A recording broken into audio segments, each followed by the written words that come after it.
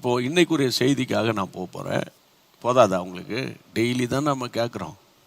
நீங்களே கேட்டுக்கோங்க, இது வரைக்கும் கேட்டதுபடி நான் நடந்தேனா, சொன்னதை செஞ்சேனா அப்படின்னு நீங்களே கேட்டுக்கோங்க. என்ன பதில் வருதுன்னு நீங்களே பேசிக்கோங்க ஆண்டவரோட. அவ்வளோதான். சரியா? ஆண்டவருடைய வார்த்தைக்கு போகலாம். 1 கொரிந்தியர் 15ஆம் அதிகாரம் 58ஆம் வசனம்.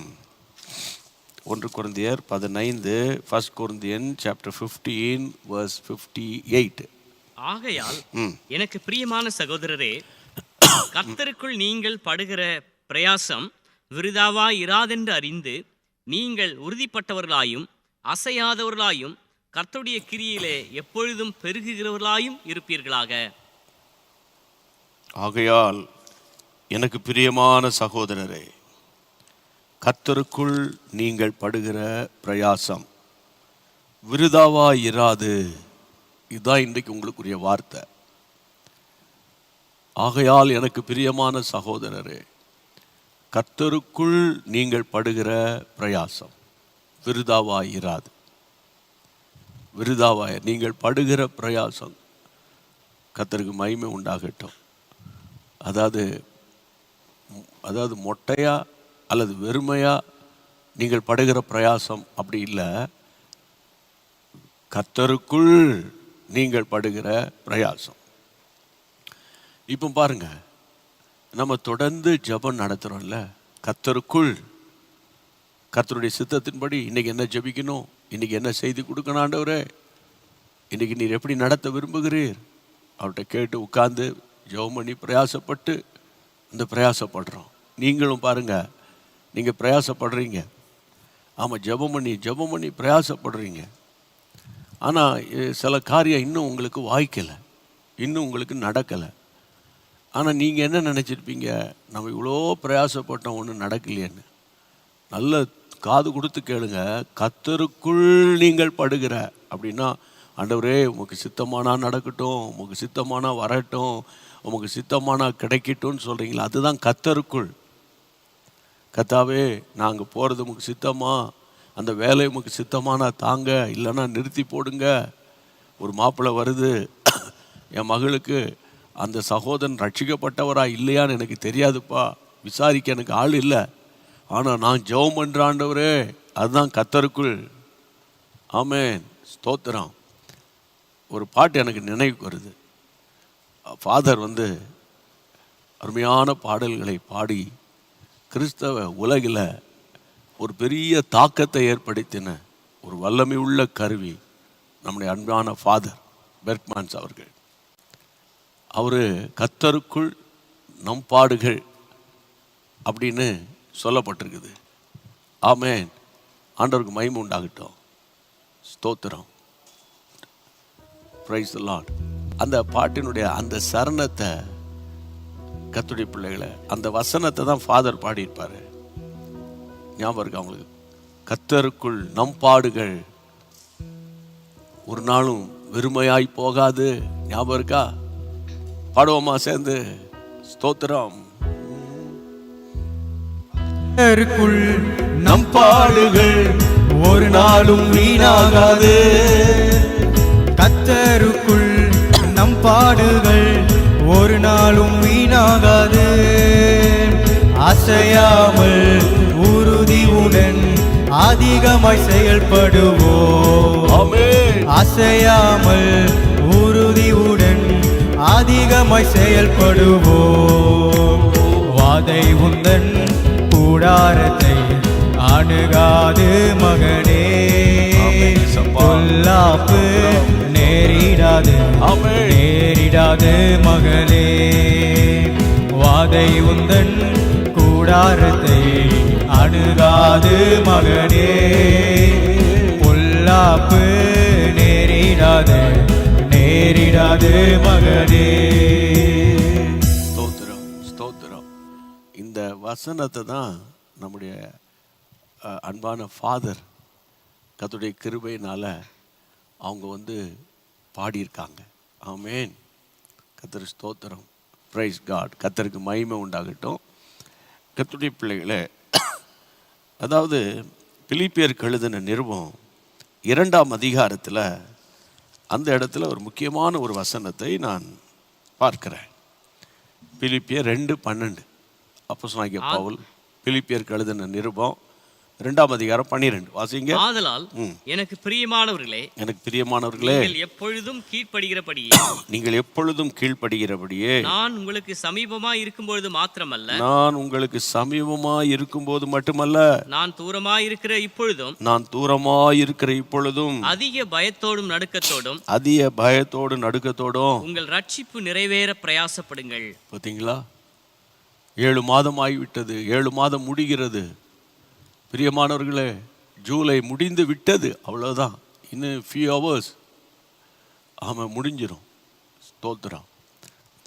அதாவது பவுல் சொல்கிறாரு அந்த வசனத்தில் 2ஆம் அதிகாரம் 12ஆம் வசனத்தை வாசித்த போது, கர்த்தருடைய நீங்கள் கீழ்ப்படுகிறபடியே நான் உங்களுக்கு சமீபமாக இருக்கும் பொழுது மாத்திரமல்ல, நான் கூட இருக்கும்போது, உங்ககிட்ட இருக்கும்போது நீங்கள் பிரயாசப்படுறீங்க, ஜெபிக்கிறீங்க, பயப்படுறீங்க, நல்லது. நான் தூரமாக இருக்கிற இப்பொழுதும் அதிக பயம், அப்புறம் அதிக நடுக்கத்தோடு உங்கள் ரட்சிப்பு நிறைவேறணும். நல்லா கவனிங்க, ரட்சிப்பு நிறைவேறணும்.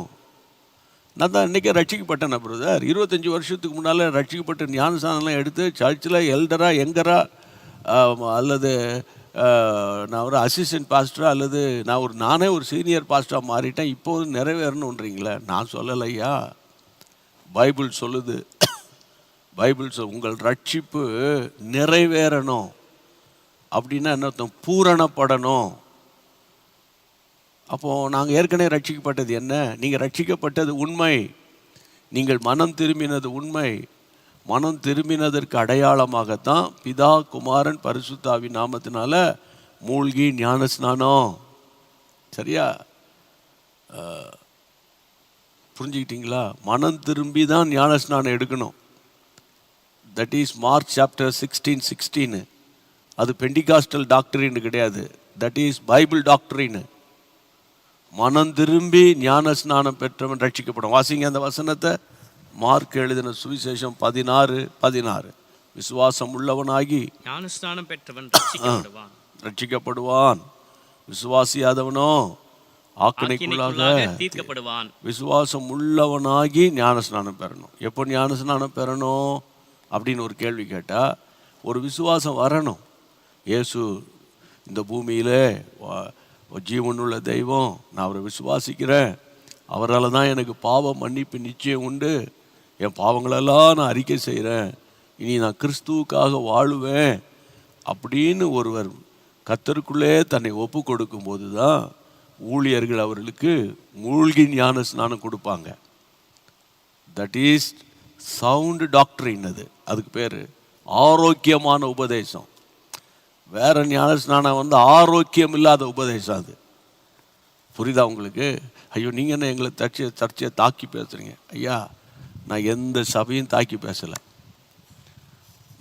புரிஞ்சுக்கோங்க. I am preaching the word of God. I am preaching the sound doctrine. சாதாரண டாக்டரின் கிடையாது, சவுண்ட் டாக்டரின். அப்போ கர்த்தருடைய நாமத்தினால நான் சரியானபடி உங்களை உபதேசம் சரியான பாதையில் நடத்த தவறிட்டேன்னா நான் தான் நம்பர் 1 கள்ள தீர்க்கதரிசி. புரியுதா உங்களுக்கு? அப்போது வசனம் சொல்லுகிறது, அதிக பயத்தோடும் நடுக்கத்தோடும் உங்கள் ரட்சிப்பு நிறைவேறணும். ரட்சிக்கப்பட்டவங்களோட தான் பேசுகிறேன், ரட்சிக்கப்படாதவங்களோட நான் இப்போ பேசலை. நான் ரட்சிக்கப்பட்டேன், நான் 40 இயர்ஸ்க்கு முன்னால் நான் தான் எங்கள் சர்ச்சில் முதலாவது இயேசுவை ஏற்றுக்கொண்டு வந்தேன்னு சொல்கிறீங்களா? உங்களுக்காக கர்த்தரை ஸ்தோத்திரம் பண்ணுறேன். ஆனால் அந்த 40 வருஷத்துக்கு முன்பு இருந்த அந்த ரட்சிப்பின் அனுபவம், த ஜாய் ஆஃப் சால்வேஷன் இருக்கா? ரட்சிப்பின் சந்தோஷம் இருந்தால் என்ன செய்வாங்க? நான் சொல்லட்டா என்ன செய்வாங்கன்னு? ஒரு ஸ்திரீக்கு ஒரு 10 வெள்ளி காசில் ஒன்று காணாமல் போய் அந்த அம்மா தேடி கீடி லைட்டை போட்டு பெருக்கி தொடச்சி கிடச்சி எடுத்து கண்டுபிடிச்சிட்டாங்க. கண்டுபிடிச்சோன்னே யாருக்கும் சொல்லாமல் கொள்ளாமல் போய் மூலையில் உட்காந்து அழுதாள். அப்படியா இருக்குது? அவள் உடனே ஏற்ற வீட்டுக்கு ஓடுறா, பக்கத்து வீட்டுக்கு ஓடுறா, ஸ்நேகிதர் நண்பர்களாம் கூப்பிட்டு என் வீட்டுக்குள்ளே வாங்க, காணாமல் போன காசு கிடச்சிச்சு, என்னோடு கூட வந்து சந்தோஷப்படுங்க அப்படின்னா என்ன, வீட்டுக்குள்ளே வீட்டு கூட்டம் நடத்தணும், சந்தோஷத்தை பகிர்ந்து கொள்றா. ஆமாம், அப்போ உங்களுக்குள்ள அந்த ஜாய் ஆஃப் சால்வேஷன் இருந்தால் சர்ச்சில் மாத்திரம் Lord is good all the time சொல்ல மாட்டீங்க. உங்கள் வீட்டுக்குள்ளே ஒரு ப்ரேயர் செல் இருக்கணும். இருக்கா? உங்கள் வீட்டுக்குள்ளே உங்கள் பாஸ்டரை கேட்ட, பாஸ்டர் என் வீட்டை திறந்து கொடுக்குறேன், வந்து ஒரு ஜெபக்குழுக்களை உருவாக்குங்க பாஸ்டர், நானே ஆட்களை கஷ்டப்படுறவன் கண்ணீரோடு இருக்கிறவங்க நிம்மதி இல்லாத ஆட்களை நான் கூட்டிகிட்டு வரேன், நீங்கள் அனுப்புங்க, அல்லது உங்கள் அசிஸ்டன்ட் பாஸ்டர்ஸ் அனுப்புங்க, நான் வந்து என் வீடை வந்து திறந்து கொடுக்குறேன், மேல் மாடி சும்மா தான் கிடக்குது, புரியுதா, ஒரு அறையை கர்த்தருக்கு நான் ஒதுக்குறேன். செய்ய முடியுமா? முடியுமா ஐயா? கர்த்தருடைய நாமத்தினால் உங்கள் ரட்சிப்பு நிறைவேறணும் அப்படின்னா ரட்சிப்பு பூரணப்படணும். ஏன்னா இடையிலே ரட்சிப்பு வந்து வேறு ரூட்டில் போயிடுது. புரியுதா உங்களுக்கு? அடிக்கடி என் ரட்சிப்பின் பாத்திரத்தை நான் வந்து பரிசோதிக்கணும். நான் அடிக்கடி பேசியிருக்கேன். அதாவது நான் ஒரு சுவிசேஷ ஊழியனாக இருக்கிறதுனால ரட்சிப்பை அழுத்தம் கொடுத்து பேசணும் நான். புரியுதா உங்களுக்கு? கர்த்தருடைய பிள்ளைகளே, 1 பேதுரு 1 1 Peter chapter 1 verse 10 என்ன சொல்லுகிறது? பேதுரு அங்கே என்ன சொல்கிறாரு?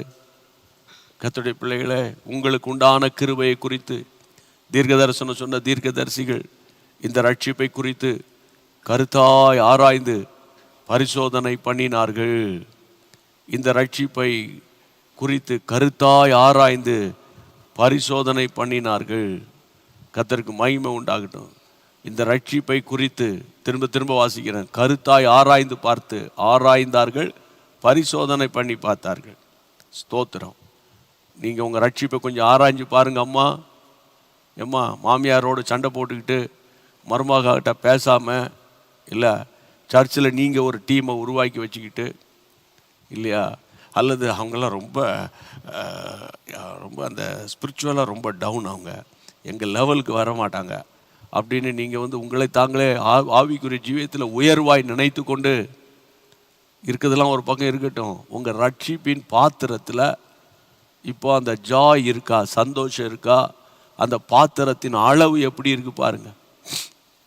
நான் பார்க்கணும். என் ரட்சிப்பு 1981 ஏப்ரல் 14 நான் ரட்சிக்கப்பட்ட நாள், அபிஷேகம் பெற்ற நாள் அதுதான். அப்போது அன்னைக்கு இருந்த ஒரு அந்த ஒரு டிவைன் லவ் ஆஃப் காட், தெய்வீக அன்பு, டிவைன் லவ். இன்றைக்கி டிவைன் லவ்வை தேடி தான் கண்டுபிடிச்சாலும் கிடைக்க மாட்டேங்குது. டிவைன் லவ் யாராவது ஒருத்தர் ஃபோன் பண்ணுறாங்கன்னா அதில் ஒரு பர்பஸ் வச்சுக்கிட்டு தான் ஃபோன் பண்ணுவாங்க. சும்மா யாரும் ஃபோன் பண்ணி உங்களுக்காக ஜெபம் பண்ணுறேன், நீங்கள் எப்படி இருக்கீங்க, நல்லா இருக்கீங்களா அப்படின்னு நான் இந்த டைமில் ஜெபம் பண்ணுவேன், அப்படி இருக்காங்க விசுவாசிகள். அப்படிப்பட்ட தேவ பிள்ளைகளுக்காக நான் கர்த்தரை ஸ்தோத்திரம் பண்ணுறேன். ஆனால் பொதுவாக இன்றைக்கி மனுஷனுடைய அன்பு தணிந்து போச்சு. குடும்பத்துக்குள்ளே ஒருத்தருக்கு வியாதி வந்துட்டுனா, அப்படி வந்துட்டா சரி ஜெபம் பண்ணலாம், நீங்கள் நல்லா ஜெபம் பண்ணு, நீங்கள் நல்லா ஜெபம் பண்ணணும், நீங்கள் விசுவாசிக்கணும் அப்படின்னு நம்ம ஒரு பெரிய டிக்டேட்டராக மாறிடுவோம். நோ, ஆண்டவர் எங்கேயும் ஒரு பெரிய ஒரு கமாண்டர் போல், ஒரு டிக்டேட்டர் போல், புரியுதா உங்களுக்கு? ஆண்டவர் மாறல, மனதுருகி அவர்களுக்காக ஜெபம் பண்ணினார். ஆமென், கர்த்தருக்கு ஸ்தோத்திரம். அப்போ இந்த நாட்களில் தெய்வீக அன்பு கிடையாது, ஒருவருக்காக ஒருவர் ஜெபிக்கிற பாரம் கிடையாது, உள்ளான அன்போடு கூட பேசுவது கிடையாது. பிரியமானவர்களே, இன்றைக்கு நான் உங்களுக்கு சொல்கிறேன், உங்களுடைய ரட்சிப்பு நிறைவேற நீங்கள் பிரயாசப்படணும். அதான் அப்படி தானே வசனம் சொல்லுகிறது. அவர் சொல்லுகிறது, உங்கள் ரட்சிப்பு நிறைவேற பிரயாசப்படுங்க. உங்கள் ரட்சிப்பு நிறைவேற நான் பிரயாசப்பட முடியாது. நான் ஒரு பிரசங்கியார், அங்கே போய் சபையை திறக்கிறேன், இங்கே போய் பிரசங்கம் பண்ணுறேன், அங்கே போகிறேன், இங்கே வரேன் நான் சொன்னாலும் என் ரட்சிப்பை குறித்து நான் கவனம் உள்ளவனாக இருக்க வேண்டும். என்னுடைய அபிஷேகத்தை குறித்து நான் கவனம் உள்ளவனாக இருக்க வேண்டும். அப்போது அன்றைக்கு இருந்த அந்த கிருபை இருக்கா? அந்த பழைய கிருபையில் இருக்கிறனா? அனுதினமும் கிருபைகள் புதிதாக்கப்படுகிறதா என்று நான் ஆராயணும். நீங்கள் உங்கள் ரட்சிப்பை குறித்து ஆராயணும். அப்போ இது ஒரு பக்கம். நான் இன்னொரு பக்கம் வீடுகளில் ரட்சிக்கப்படாதவர்களுக்காக பிரயாசப்படணும். தயவுசெய்து வீட்டுக்குள்ளே ரட்சிக்கப்படாதவங்களை கண்டம் பண்ணாதீங்க. புரியுதா? நீ ஜெபிக்கலை, நீ பைபிள் வாசிக்கலை, அப்புறம் நீ உங்களால் தான் இப்படி வீடு கிடக்குது, இப்படினால தான் நம்ம உங்களால் தான் இந்த வீட்டுக்கே நாசம் வந்துச்சு, சாபம் வந்துச்சு, உங்கள் அம்மாவால் தான், தாத்தாவால் தான் சொல்லிக்கிட்டு இருக்காதீங்க. நீங்கள் ஒருவர் உங்கள் வீட்டுக்குள்ளே இருக்கீங்கள்ல, கர்த்தருடைய பிள்ளை, உங்கள் நிமித்தம் அந்த வீட்டை கர்த்தர் மாற்ற வல்லவராக இருக்கிறார். ஆமென். ஒரு யாக்கோபு என்னை இஸ்ரவேலாய் மாற்றும் என்று கதறினான். புரியுதா? அந்த யாக்கோபு கர்த்தருடைய பிள்ளைகளை 12 கோத்திரங்களை உருவாக்கினான். அன்னையோடு அவனுடைய பெயர் இஸ்ரவேலாய் மாற்றப்பட்டது. இன்று வரைக்கும் ஆமென் உலகத்தை ஆதிக்கம் செலுத்துகிறது. சரியா? சோர்ந்து போயிடாதீங்க. உங்கள் ரட்சிப்பு நிறைவேறணும். ரட்சிக்கப்படாதவர்கள் லைஃப்பில் ஒரு ரட்சிப்பு வரணும். ஜெபம் பண்ணலாமா எல்லாரும்? இயேசுவின் நாமத்தினால கைகளை உயர்த்தி, ஆண்டவர் என்னை அதிக பாரப்படுத்துகிறார். ஆண்டவரே, குடும்பத்தில் ரட்சிக்கப்பட்டு பின்வாங்கிட்டாங்க, வேலை தொழில் வியாபாரம்னு சொல்லிக்கிட்டு, படிப்பு அது இதுன்னு சொல்லிக்கிட்டு கர்த்தரை தேடாமல் போயிட்டாங்கப்பா. அப்பா, கர்த்தரை தேடுறதுக்கு இரக்கம் பாராட்டுங்கப்பா, இரக்கம் பாராட்டுங்க. ஆண்டவரை மறுபடியும் அந்த பழைய ரட்சிப்பின் அனுபவத்துக்கு உடைய பிள்ளைகளை கொண்டாங்க. மனம் திரும்புதலுக்கு உடைய பிள்ளைகளை கொண்டாங்க. பாவ மன்னிப்பு நிச்சயத்திற்கு உடைய பிள்ளைகளை கொண்டாங்க. தேவனே இரக்கம் பாராட்டுங்க. கர்த்தாவே இரக்கம் பாராட்டுங்க.